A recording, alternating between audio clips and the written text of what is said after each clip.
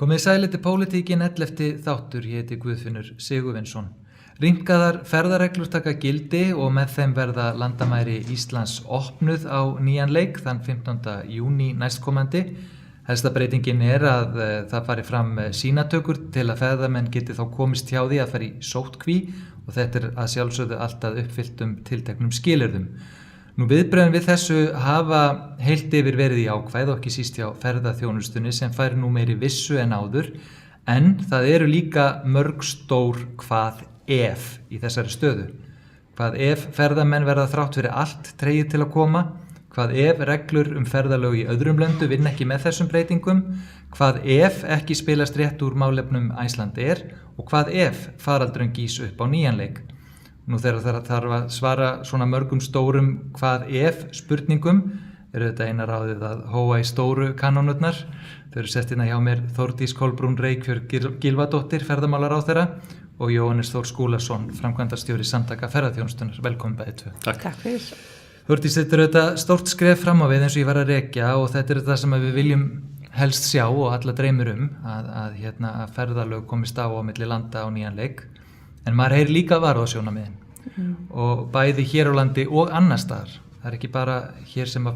svona fólk enduróma það og fólk hrætt að glutra niður góðum árangri staðbundið í baráttunni við COVID-19. Hvaða væntingar hefur þú í þessum efnum? Þetta tímabært og öruggt skref? Ég tel þetta hvoru tveggja, tímabært og öruggt. Það að segja, við erum auðvitað að taka áhættu, en sú áhætta ásættanleg og þessu hið svokallaða þríeyki í raun sammála, eða minnstu kosti sóttvarnalæknir hefur sagt þessar tillögur algjörlega í anda þess sem hann hefur lagt áherslu á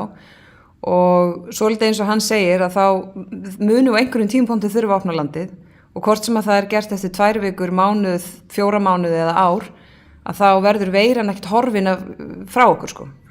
Það allavega mat sérfræðinga í dag. Þannig að verkefnið að finna leiðir til þess að lifa með þessari blessuðu veiru.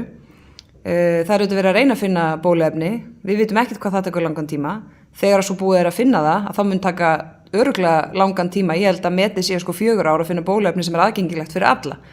Og við getum ekki verið með landi lokað þangað til. Það bara blasir við. Þannig að þessi áhætta til staðar, hún ásættanleg. Við erum auðvitað að opna með ákveðnum ráðstöfunum, sóttvarnar ráðstöfunum og svo verðum við bara að sjá. Ég meina það kann að vera að það mun koma upp smitt, það kann að vera að það komi upp eitthvað hópsmitt, þá erum við með, það skiptir öllu máli að vera bara með plan. Við þurfum að vera með plan það, hvað við gerum þegar ákveðnir hlutir fara úrskeiðis. Og svo erum við sömuleiðis að leggja til að skima alla sem koma inn til landsins. Það mjög dýrt og það getur vel verið að kemur ljós að það 1 af hverjum 1000 sem smitaður. Þá á endanum munum við þurfa að spyrja, borgar þetta sig eða erum við einfallega með heilbrigðiskerfi og innviði sem ræður við það að fá 1 og 1 sem með smitt og við bara tökum á því. Þannig að og ég meina það auðvitað nokkra vikur í þetta ennþá, eigi síðar en 15. júní, ef allt klappað og klárt mánaðamót, þá getur vel verið að við opnum, en þá þurfa líka að vera einhverjar flugvélar sem eru til í að fljúga. Við getum alveg haft opið og ef það enga vélar, þá náttúrulega kemur enginn nema kannski einhverjar örfáir með norrænu, það er ekki alveg sviðsmyndir sem við viljum sjá. Þannig að það alveg rétt hjá þér, það mjög stór og mörg hvað ef, en mér finnst þetta klárlega tímabært og við erum auðvitað áfram að fylgja bara ráðleggingum okkar besta fólks. Þetta ekki þannig að við höfum allt í einu tekið við stýrinu og bara gert eitthvað, þetta bara í algjöru samfellu. Og mér finnst skipta máli líka að geta sagt fyrir ferðaþjónustu, fyrir þessi fyrirtæki og alla að vera með eitthvað svona sín, vera með eitthvað farfi, eitthvað leið sem að segir hvert við erum að fara, þannig að allir geta undirbúið sig, ekki bara viðvarandi útfærsluatriði heldur bara heilt yfir. Ég meina við getum ekki rekið öflugt samfélag með lokað land, það bara ekki hægt. Við rekum ekki öflugt samfélag nema öflugt atvinnulífi og við getum ekki verið með öflugt atvinnulífi nema það sé farið fram og tilbaka frá eigi og út sko. Jóhannes, þið þetta í ferðaþjónustunni takið þessu vel og það þetta mjög skiljanlegt en það kom mér í raun og óvart inn á hvað þessi ákvörðun, því það hafa nú verið býsna margir blaðamannafundir, hvað hún vakti mikla athygli á heimsvísu. Það var strax kvöldið viðtal við forsætisráðherra á CNN hjá Kristján Amarpour sem stórlags í fjölmiðlabransanum vestra og allan heim þetta. Það gefur það að þetta vekur þá athygli Og hafið þið fundið fyrir viðbröðum í kjölfar þessar ákvörðunar þá erlendis frá eru fyrirtæki fann að merkja einhverjar fleiri bókanir en síðustu vikur og mánuði? Já og nei. Sko, ég taka undir það sem Þórður segir mikilvægi þess að hafa áætlun og ég held að það sé kannski það sem að kemur jákvæðast út úr þessari ákvörðun sem var kynnt á mánudaginn að nú sjáum við inn í framtíðina og getum farið að svona vinna að því að tikka í öll bóksin sem að þarf til þess að þetta verði tilbúið og í lagi. Það er ansi margir þættir sem þarf að huga að þar og ég full trúið það verði tilbúið bara með góðum fyrirvara. Ég held að það sem við sjáum núna bara strax er það að athyglin sem að þetta hefur fengið, hún hefur skilað sér inn í til dæmis viðskiptavini ferðaskrifstofa og Birgja og aðra sem að við erum að vinna með erlendis og þaðan eru farnar að koma spurningar það hvernig þetta verði framkvæmt, hvaða skilyrði nákvæmlega, allt niður í hvernig verður framkvæmdina og morgun verða hlaðborðum hótela, eru hópar hér eða verður menn farið inn í hollum eða, af því að þannig að vera að horfa þannig að fara menn alveg niður á grittið ákvarðanir á hverjum stað, hvernig verða rúturnar, hvernig verða hótelin, hvernig verða þetta og hitt, vegna þess að annars vegar vill náttúrulega bara viðskiptavinurinn fá upplýsingar þetta, ferðamaðurinn, hann vil vita hvað framundan ef hann kemur til Íslands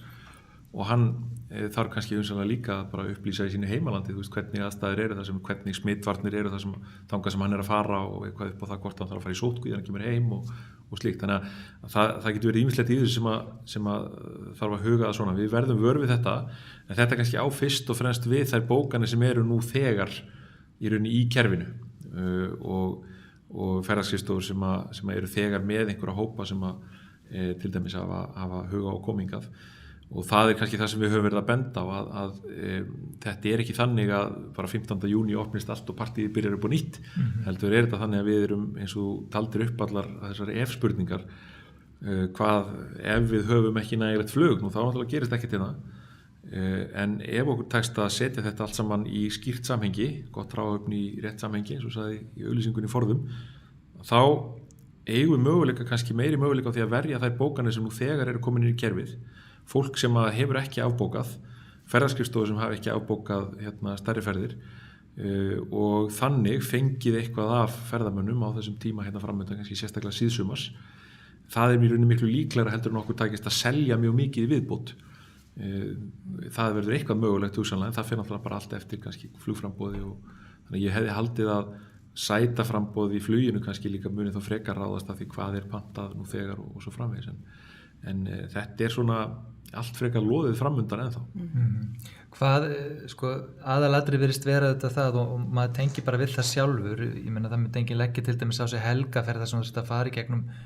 eitthvað margra ferli við það að sanna það að þú sett ekki smitaður af einhverju veiru.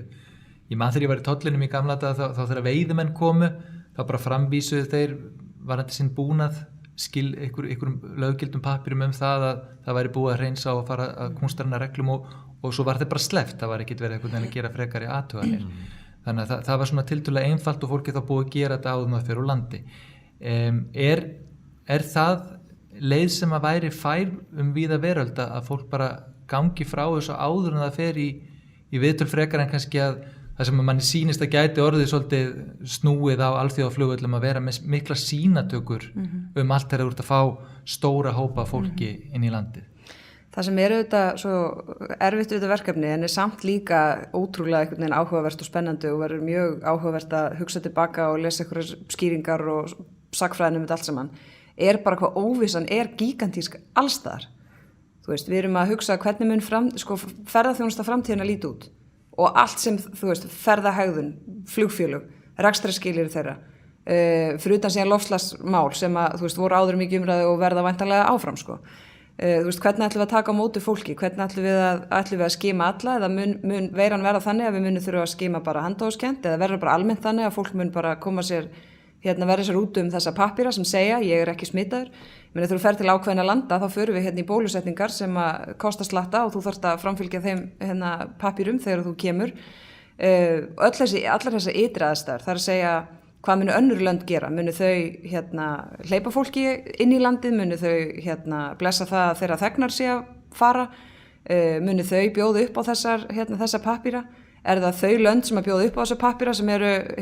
með íbúum þeirra landa sem að helst koma hingað? Eða eru það frekar íbúar landa sem að bjóða ekki upp á svona pappíra sem koma hingað og þurfum við þá frekar að skima eða þróast þetta í það að við munum taka móti bara fólki með pappíra? Og allt þetta og það eru þetta líka með svona ákveðnar siðferðisspurningar auðvitað sem vakna, þú veist, eru þeir íbúar þá landa sem að geta ekki orðið sér út svona pappíra, þeirra bara frelsi einhvern veginn miklu minna heldur en annara og svo erum við núna náttúrulega bara að skima fyrir veirunni, svo einhvern tímapunkti hljóta að koma mótefnapróf og þá ertu náttúrulega bara með kannski varanlegan pappír ef við komumst að því hvort að mótefni þýði að þú ert með mótefni í lengri tíma fyrir öllum tegundum þessara veiru og þá ertu með þá þarftu það bara einu sinni væntanlega, það eru auðvitað öruggara heldur en þú veist við vitum að þú getur fengið neikvæða niðurstöðu og verið síðan veikur eftir 6 daga og þá ertu komin inn í landi og svona, þannig að þetta allt svo að reyna einhvern veginn að horfa í ykkur á kúlu og sjá fyrir sér hvernig verður ferðaþjónustu landi í Ísland eftir 18 mánuði, það háð alveg ótrúlega mörgum, sko við eiginlega höfum ekki við getum sagt að við höfum ykkur hugmynd en það háð svo opaslega mörgum atriðum sem að við höfum ýmist litla stjórn á en svo líka atriðin sem við höfum stjórn á sem líka ótrúlega spennandi að hugsa nú tækifæri til þess að þú veist, stimpla inn stefnuramann sko sjálfbæra ferðaþjónustu og flýta þú veist, orkuskiptum og raunveruleg tækifæri til þess að ná í þú veist, beturborgandi ferðamenn og öll þessi svona upplifunarmómentin breytast, þú veist, hér öruggt að vera, hér þetta víðerni og alls konar atriði sem að voru alveg sko eftirsóknarverð áður en eiginlega bara á svona öðru leveli núna eftirsóknarverð, sko fólk búið að vera fast í einhverjum penthásíbúðum í fjölda vikna, þannig að ég veit ekki hvernig það mun þróast, það auðvitað líka fyrir eftir hvort það verður bakslag, þú veist við fáum fréttir af því núna, það svona eitthvað bakslag í Þýskalandi og Kína og annað, þú veist þetta bara eitthvað sem poppar upp og fyrir aftur niður eða verður það þannig að þegar við förum aftur að hreyfa okkur og þá bara einhvern veginn blossar hún upp, nú þá kann það hafa vond áhrif á ferðaþjónustu og bara ferðalögin og en það þýðir náttúrulega líka, við verðum náttúrulega að taka ykkur varfærin skref en örugg til þess að fá ykkur vissu í það hvað gerist, sko. Við getum ekki bara verið stopp og bara ókomna framtíð, sko. Jóhannes, öll þessi staða og allt sem gert til að reyna að breyta henni, þetta svolítið svona eins og heimsmeistaramótið í taugatitringi. Þetta svona eins og sagt í Ameríku, sko, damned if you do og damned if you don't. Hvað getum við sagt svona að geti verið raunhæfar væntingar fyrir þetta ferðasumar? Hvar liggur varnarsigurinn? Sko, þetta einmitt mjög áhugaverð pæling vegna þess að við erum búin að byggja upp ferðaþjónustu sem að byggir á því að þjónusta í kringum 2 milljónir manna og við erum núna búin að sjá það bil 300.000 manns koma til landsins þangað til að þetta byrjaði þannig að það spurning sko hvað getum við gert ráð fyrir, þannig að við erum að sjá til með efnahagslega sviðsmyndir sem að gera ráð fyrir eins og í dag kom út einn sem að gera ráð fyrir 750.000 ferðamönnum á árinu og þá erum við þá að gera ráð fyrir því að það sé að bætast það bil 450.000 ferðamenn við á árinu hérðan í frá. Í fyrra, við tökum sem dæmi, í fyrra komu 250.000 manns ferðamenn til Íslands, erlendir ferðamenn, í ágúst og ég held að það yrði mikill varnarsigur ef við næðum 1/5 af þeirri tölu í ágúst. Það er að segja það bil 50.000 manns. Ég held að það sé bjartsýn spá einfallega út frá því að flugið takmarkandi þátturinn og til þess að ná 50.000 manns þá þurfum við að fá hér inn það bil 10 flugvélar stappfullar að lenda á dag allan mánuðin. Þannig að við vitum ekki alveg hvernig staðan verður á því hvaða flugfélög hafa áhuga á því að starta, það mun væntanlega fara fremur hægt á stað og svo framvegis. Þannig að ég held að við verðum að horfa til þess að þetta ekki þannig að nú opnum við bara og þá fer þetta í gang aftur og þá muni ferðaþjónustan sem búið að vera að tala að sé mjög vondum málum, þá muni það lagast mjög mikið. Þetta frekar þannig að við fáum tækifæri til þess að bjarga því sem bjargað verður út úr þessu sumri. Það eru hins vegar mjög í rauninni litlir hlutir en það þess virði að reyna að bjarga litlu tækifærunum eins og hvert slíkt það getur hjálpað fyrirtæki að lifa og það þýðir að við erum betur í stakk búin til þess að komast út úr þessu þegar að svona lengra líður og það það sem þetta gengur allt út á þegar að samfélagi eins og okkar fyrir gegnum svona krísuástand að þá förum við alltaf strax að hugsa okkur, við þurfum að bjarga bráðavandanum og það mjög mikilvægt. En aðgerðirnar og ákvarðanir sem við tökum til þess að bjarga bráðavandanum og þá til dæmis hvernig við nálgumst núna inn í þetta sumar, þær þurfa alltaf að horfa svolítið á það hvernig við ætlum okkur að komast út úr aðstæðanum. Við þurfum að hafa svona exit-strategíu og hún byggir það á því að reyna að komast hratt inn í efnahagslega viðreisn og eins og ég hef svolítið verið að benda á að þeim mun stærri hluta sem okkur tekst að varðveita að ferðaþjónustunni sem atvinnugrein og þeim svona jákvæðu þáttum sem hún hefur byggt upp til dæmis allt land, að þeim mun líklegri okkur takist að lágmarka þann samfélagslega kostnað til lengri tíma sem við sitjum uppi með. Við til dæmis þekkjum það ekki sem samfélag að vera með 20.000 manna á atvinnuleysisbótum lengri tíma. Við þurfum að reyna að takmarka það eins mikið og við getum. Og einn af þeim þáttum sem við getum nýtt til þess að reyna að varðveita þar atvinnugreinar sem við erum með og þar spila saman bæði ferðaþjónustan, sjávarútvegurinn og aðrar útflutningsgreinar sem eru náttúrulega gríðarlega mikilvægir í efnahagslífinu hjá okkur. Þannig að þeim meira sem okkur tekst að verðmæta af því, bæði þá ferðaþjónustunni, fyrirtækjunum, flutningsgetu, flugsins með fisk til útlanda og svo framvegis á verðmætamarkaði, allt spilar þetta saman. Að þeim mun fljótari verðum við að koma okkur upp í viðspyrnunni og þeim mun meira tekst okkur að lágmarka hinn efnahagslega og samfélagslega skaða og komast þá betur í gegnum þetta. Og þetta það sem við þurfum svolítið að horfa á. Sumarið núna, hvernig við tökumst á við það gefur mér svona ákveðna vonir það, okkur takist að það muni hjálpa til við að takmarka þennan lengri tíma skaða. Þannig að það muni væntanlega hjálpa fleiri fyrirtækjum að komast í gegnum þennan erfiða skafl margar mánaða framundan og það þýðir að við verðum bara betur í stakk búin næst. Talandi taugatitringin, það mjög taugatrekkjandi að fylgjast með stöðu Icelandair núna að því þetta einhvern veginn svo ótrúlega ósanngjarnt. Þarna erum við með félag sem var bara fyrir örfáum vikum bara stöndugt og núna að taka alveg svakalega dífu í þessu, búið að segja upp bróðurpartinum af öllu starfsfólki og bara í lífróðri eins og forstjórinn segir sjálfur. Þetta þetta félag með langa sögu, nátengt svona sjálfsmynd þjóðarinnar, gríðarlega margt þar undir. Fjármálaráðherra hefur nefnt að markarum verða að leysa þessa stöðu.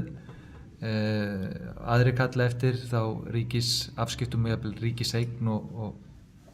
það svona ekki hægt að sjá það fyrir núna hvernig þetta spilast. Og það nú þegar að fara að tala talandi hvað gerist ef félagi fellur og hvort það rísi þá nýtt upp á rústum hins gamla eða hvort eitthvað allt annað taki við. Getið þið eitthvað talandi spákúluna enn og aftur, Þórdís? Eitthvað hægt að rýna í þessu stöðu og sjá hvað svona raunhæfast að geti orðið? Hér erum náttúrulega bæði með spákúlu og fyrirtæki á skrámarkaði og ég í minni stöðu og svona, þannig að það eiginlega óbærslega lítið sem maður getur sagt. Annað en auðvitað verkefni félagið með ótrúlega þungt og erfitt verkefni í höndunum. Tíminn svo sem ekki að vinna með félaginu heldur, en þau eru með plan sem að þau eru að reyna að klára. Ég veit ekki hversu miklar eða litla líkur á að það takist. Ég auðvitað bara vona að það takist því að við eigum ótrúlega mikið undir að það takist. Nú ef það tekst ekki, þá það bara einhver veruleiki sem við horfum framan í og þurfum þá bara að taka stöðuna þaðan. Það alveg rétt sem þú segir, þetta félag á auðvitað mikla og ríka sögu og partur af svona okkar sögu og okkar sjálfsmynd. En það breytir ekki því að ég meina ef þetta gengur ekki eftir að þá fer sú saga auðvitað ekki neitt og það þá mögulega hægt með einhverjum hætti að byggja ofan á því. Ég meina það auðvitað margar, þú veist, ég meina eitt einhver bara svona einhver félagaréttur og lögfræði það hvernig svona hlutir gerast en annað að við þurfum auðvitað bara að vera klára á því hvað við þurfum. Þú veist, hvers konar flugfélag þurfum við? Hvaða máli skiptir það að vera með flugfélag sem með höfuðstöðvar á Íslandi og með tengingarna frá Keflavíkurflugvelli? Þú veist, við eigum allt undir að við séum með sterkan flugvöll og hann sterkur ef við erum með flugfélag sem gerir út héðan. Við getum ekki verið háð því að það séu eingöngu erlend flugfélag sem að taka ákvarðanir bara eins og þeim sýnist Þau hafa líka í gegnum tíðina bara komið og farið. Já, og þau fylgjaðu þetta líka, ég meina þau alltaf að byggja svolítið ofan á stöðu Icelandair, það bara þannig, ég meina þetta eru félög sem að nýta sér alla tengingarnar og stöðuna sem Icelandair skapar á vellinum. Þannig að ég vona að þetta gangi eftir hjá þeim, ef ekki þá vona ég að það séu einstaklingar og fjármagn sem að trúir á það og sér hversu mikilvægt það fyrir okkur að vera með sterkar tengingar á Ísland. Og ég satt að segja, ég meina ef þetta gengur ekki eftir þá verður það mikill skellur og það verður mjög svona erfið tímar og mikill óróleiki en ég trúi því raunverulega að á endanum verði hér með einhverjum hætti félag sem að mögulega mun heita Icelandair og sem að mun vera með byggja upp þessa stöðu og byggja upp þessar tengingar frá Keflavíkurflugvelli. Ég skal gangast við því, þetta var ósanngjörn spurning á ráðherra, þú ert í aðeins svona frjálsari stöðu, Jóhannes, það auðvitað margt undir þegar við tölum Icelandair, þetta eru alls konar samningar, viðskiptavild, þetta eru fyrsta flokks stæði á alþjóðlegum flugvöllum sem eru gríðarleg verðmæti í líka, leiðakerfið þetta sem búið að þróa í árana rás og eru þetta líka mikil sóknarfæri og verðmæti í og það eru þetta ekkit auðhlaupið kannski að því að stökkva bara svona inn í þetta sig svona. Þið skrifuðu status á ykkar Facebook síðu í gær, samtök ferðaþjónustunnar, að svona undirstrika einmitt mikilvægi flugfélagsins. Hvernig svona horfir þetta við þér eins og staðan í dag? Icelandair hefur verið og í rauninni held ég að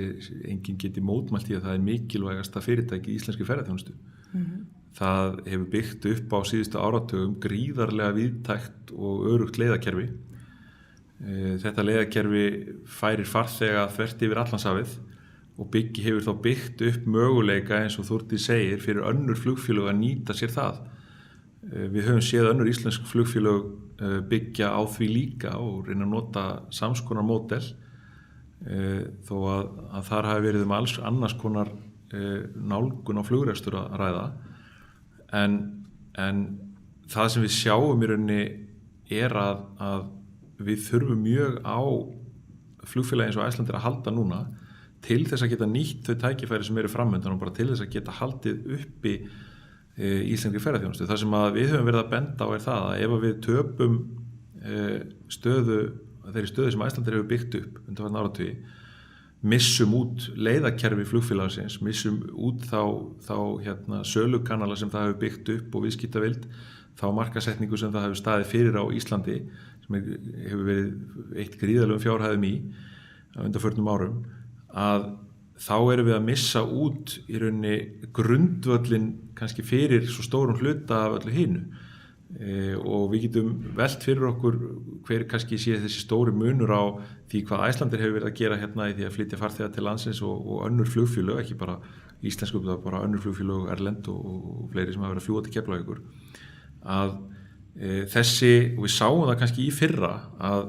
hvernig þessi sveigjanleiki sem að leiðakerfi Icelandair hefur byggt upp hvernig þann var nýttur í fyrra til þess þegar að til dæmis hvarf markanum, að þá var sveigjanleiki leiðakerfis Icelandair nýttur til þess að breyta það komu fleiri farþegar til Íslands, þar að segja sem ferðamenn til Íslands, heldur en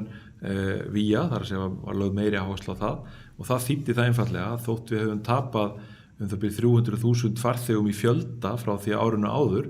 að þá mistum við ekki niður verðmætin sem komu inn af ferðaþjónustunni á nándanæri sama máta. Það var miklu minna fall í verðmætunum. Og það var einfaldlega vegna þess að Icelandair var að koma með meiri verðmæti inn að stórum hluta heldur en höfðu gert vegna þess að þeir nýttu sem sveigjanleiki það. Enda höfðu við séð áður á til dæmis skýrslum sem að Ferðamálastofa gaf út að farþegar sem hafa verið að koma með Icelandair undanfarin ár, þeir hafa verið að skilja eftir meiri verðmæti í landinu heldur en farþegar annarra flugfélaga. Þannig að það er á svo margan máta sem að Icelandair sem flugfélag hefur verið grundvöllur fyrir þeirri uppbyggingu sem hefur verið í gangi í ferðaþjónustunni. Önnur flugfélag hafa sjálfsögðu bætt þar miklu við og þetta samspil skiptir mjög miklu máli. Það er ekki gott fyrir okkur sem áfangastað og með þá til með stefnumótun sem að Þórdís er að nefna sem við erum búin að vera að standa í undanfarna mánuði að vinna saman. Það er ekki gott fyrir þá stefnumótun sem gerir það fyrir að við viljum fá meiri verðmæti út úr hverjum ferðamanni og vera sjálfbær áfangastaður að við þurfum að treysta til dæmis algjörlega á lággjaldafar flugfélög. Það hendar kannski ekki alveg með þá stefnumótun sem við erum að horfa á. Við viljum hafa sambland af mismunandi flugrekstraraðilum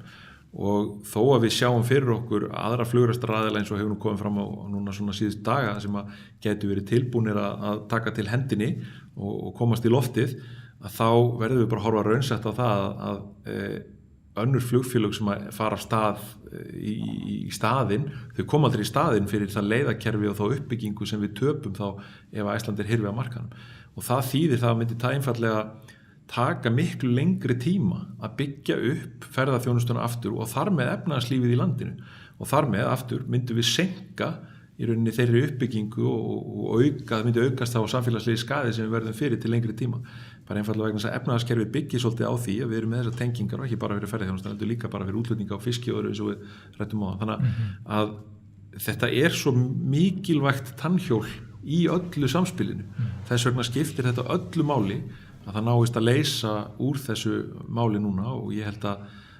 það sé ekki á neinn annan hallað og við segjum að þetta sé kannski það sem að skiptir einna mestu máli akkurat núna á næstu vikum. Það þetta augljóst mála og við erum búin að fara vel yfir stöðuna bæði þessum þætti og öðrum að það þolir engin atvinnuvegur það til lengdar að fara bara alveg úr sambandi og það er líka alveg engin stjórnvöldirinn sem geta heldur forðað öllu því sem að þarf að forða þegar slíkt gerist. Það verið gaman að heyri ykkur aðeins eða áhugavert öllu heldur skulum við segja svona hvernig þið metið núna stöðuna svona samspil þessara aðgerða sem hefur verið sem hafa verið kynntar og eru konar í gang og bara svona stöðu ferðaþjónustan, þetta svo abstrakt að segja ferðaþjónusta því það svo ótrúlega mörg fyrirtæki undir af svo mörgum stærðargráðum og hérna í allskyns starfsemi. Sko, hvað eru við eiginlega í, ef við getum sagt þessum ferli, hvað að gerast nákvæmlega núna? Þú hefur til dæmis verið aðstofamaður á þeirra og ert núna hagaðali, þannig að þú svona getur séð bæði sjónarmiðin. Sko, hvernig svona meturu stöðuna út frá því ferli sem að hefur verið í gangi, allt þetta samspil sem við heyrum af í fréttum? Ég meina, eru byrjuð mikil gjaldþrot eða eru höggin farin að koma mikið fram? Sko ég held að mín upplifun svo að stjórnvöld hafi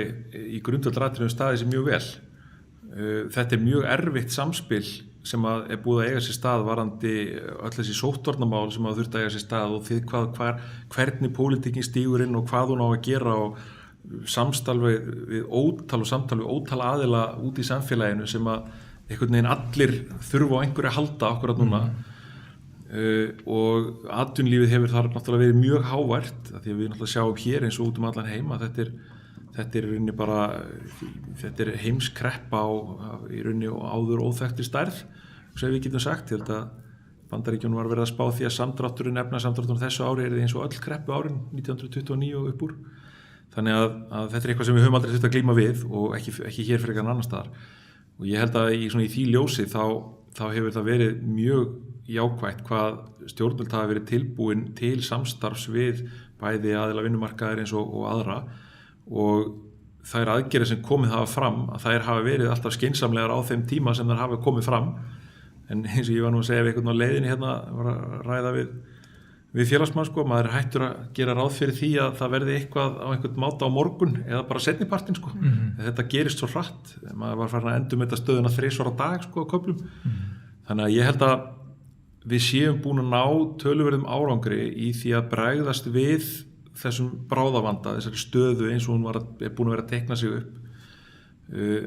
Ég held að það hefði líka komið bara mjög skýrt fram hjá stjórnvöldum að það er skilningur allstaðar í kerfinu því að það mun þurfa að halda áfram að endurmeta stöðuna. Núna erum við með aðra stöðu heldur en við vorum á sunnudaginn, við ætlum að fara að reyna að opna og fara að taka einhver áhættu og þá verður mögulega hægt að gera eitthvað annað sem að kannski ekki lá fyrir 2 vikum síðan að væri mögulegt og þá þurfum að skoða það. Við erum ekki farin að sjá í ferðaþjónustunni einhver fjöldagjaldþrot sem betur fer og það er ánægjulegt. Við erum að sjá að fyrirtækin eru að nýta sér þær aðgerðir sem hafa verið kynntar og við bíðum núna svolítið eftir að sjá hvernig frumvörpinu til dæmis þessar síðustu aðgerðir sem voru kynntar varðandi greiðslu og uppsagnarfresti og greiðslu skjól, hvernig þau munu líta út og það skiptir máli fyrir okkur að það náist núna fyrir mánaðamótin að koma því fram. Þar verðum við að til dæmis núna, eins og staðan núna, þá verðum við að fara að horfa inn í það skiptir mjög miklu máli að þar verði ekki einhverju neikvæðir hvatar sem að gera það verkum að fyrirtækin segi nei, ég má ekki nota þetta tækifæri, þá get ég farið yfir einhver mörk sem að gera það verkum að ég þurfa að fara að greiða tilbaka og eitthvað slíkt. Þannig að þar verður að vera einhver svona balans milli eðlilegs endurkröfuréttar ríkisins á því sem það er að leggja út og þeirra möguleika sem er í stöðunni og ég held að það sé vel hægt að ná því. Þannig að við getum nýttu tækifæri sem að bjóðast núna í sumrinu og aðeins inn í haustið, af því að svo kemur veturinn og það verður alveg eins þennan vetur eins og aðra vetur að fólk er ekkert frekar í sumarfrí í nóvember núna heldur en áður og er ekkert að ferðast á milli landa, þannig að við munum fá droppið aftur árstíðasveifluna, hún verður eins. Þannig að það er ýmsir svona hluti sem við þurfum að huga að. Við sjáum líka að það eru ég ætla að fara eitthvað yfir þetta svið mikið, en við sjáum það eru, ég var að segja, svona vasar af vandamálum hér og þar. Það eru ýmsir svona sértækir hlutir sem við gætum unnið meira og áfram með. Við erum að skoða stöðu til dæmis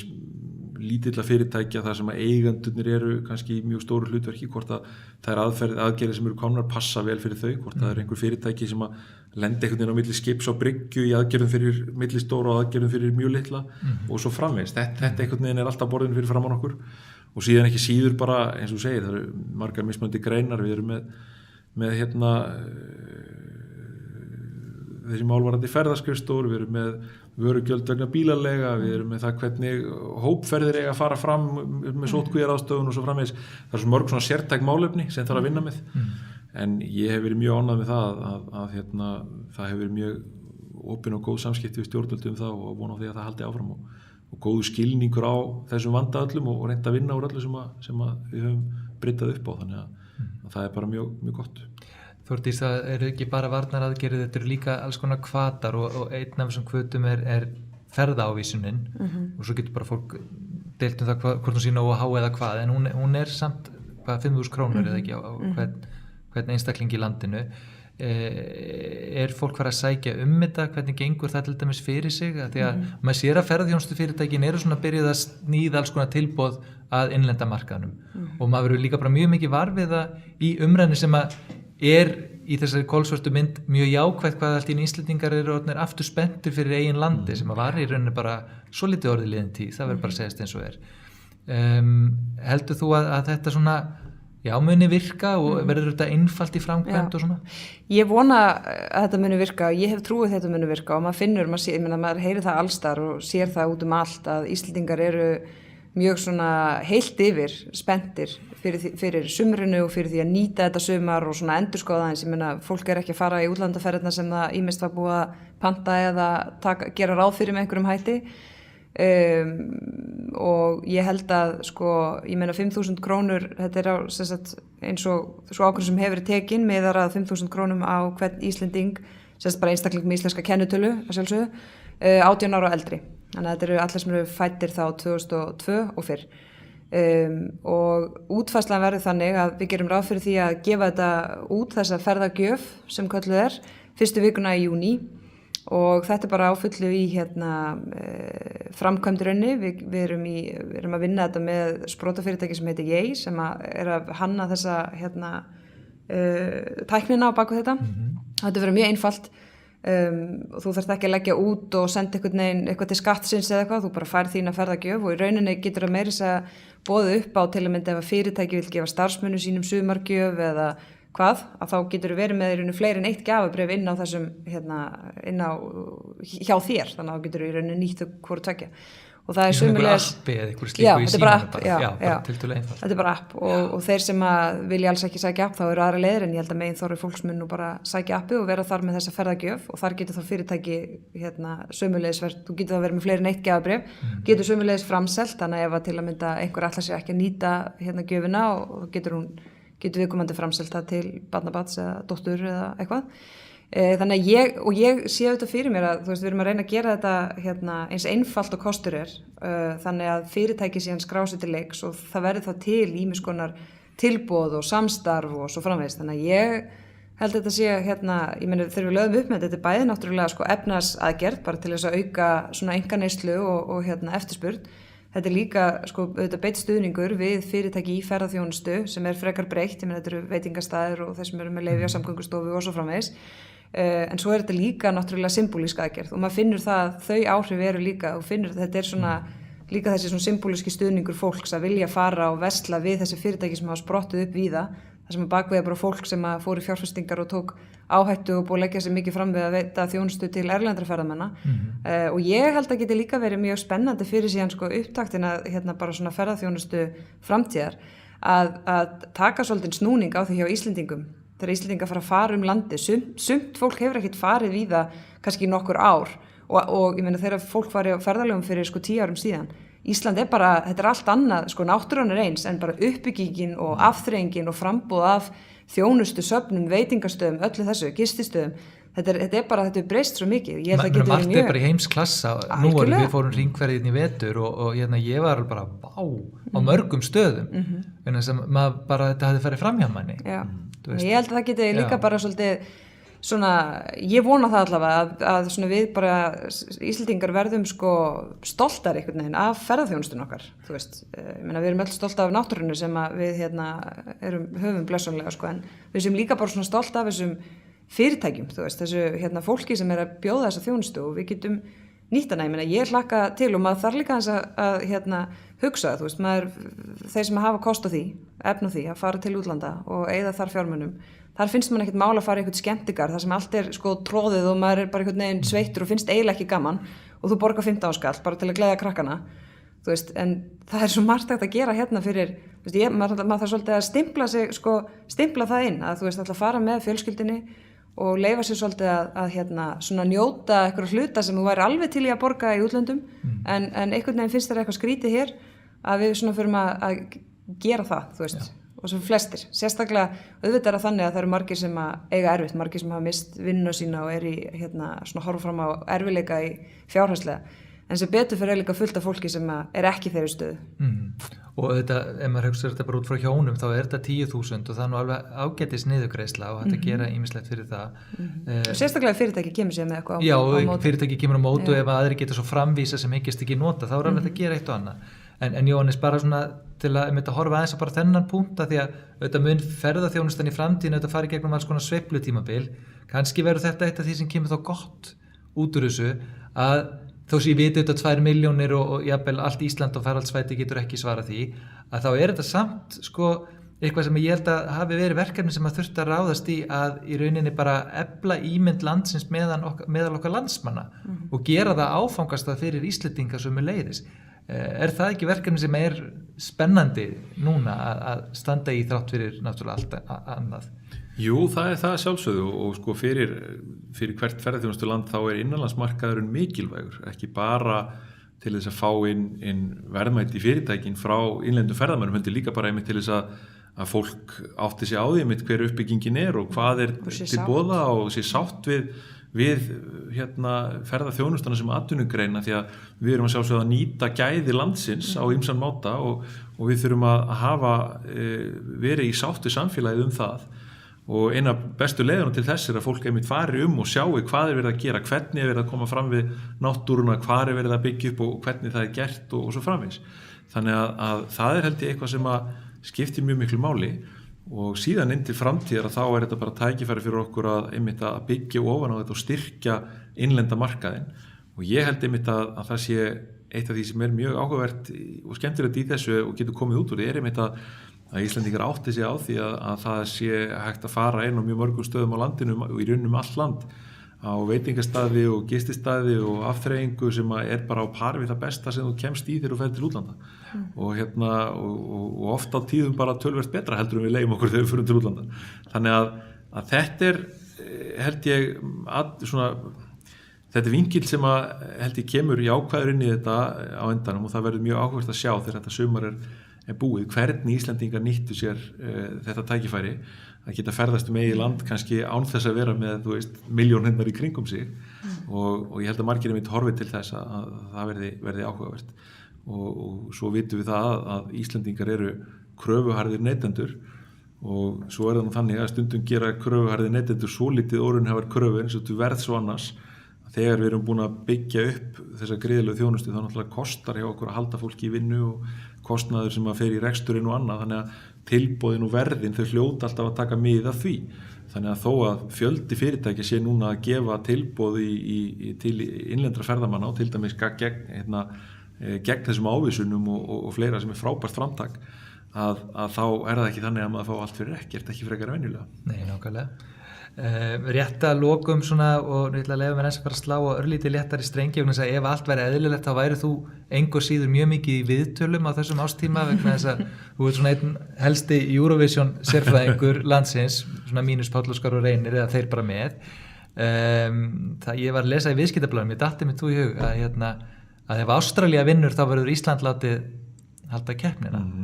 og svona samkvæmt þessari frétta þá myndum við til dæmis með þess að bara borga tiltölulega lítið fyrir það. Ástralía með gott lag? Já, það nefnilega, en nú skiptir það ekki máli þegar við þurftum helst að því að halda en það væri náttúrulega rosaleg lyftistöng að fá keppnina einhver tíman og með öllum þessum ferðamanna fjölda sem að algjörlega, og þetta svona hluti sem ég nú stundum reyfist við fólkum sem ég þekki og hefur ekki jafn mikið álit á keppninni að fólk sér fyrir sig þetta sé bara kostnaður og vesen en staðreyndin svo að þar sem keppni hefur verið haldin undanfarin ár hefur hún undantekningarlaust komið út í bara mjög góðum tekjum fyrir landið sem að heldur hana. Já, það? Já, það þannig vegna sem þarna safnast inn, þetta eru kostnaður með að halda svona, jú, hann mikill en þetta ekki svona par við það þegar Danir héldu þetta og fór út fyrir öll mörki kostnaði, heldur erum enn svona, þetta orðið svo þjálfað apparat að þetta ekki þannig að þetta sé bara að stjórnendur ríkisútvarpa Evrópu sitji bara og biðji fyrir því að lendi næsta sæti lengur, núna þetta viðurkennt sem mikið lyftistöng fyrir hvert land sem heldur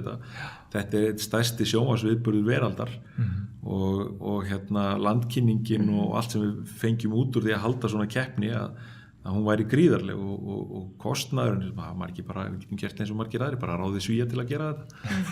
og þau gera þetta vel þannig að möguleikandi þannig eru gríðarlegir í þessu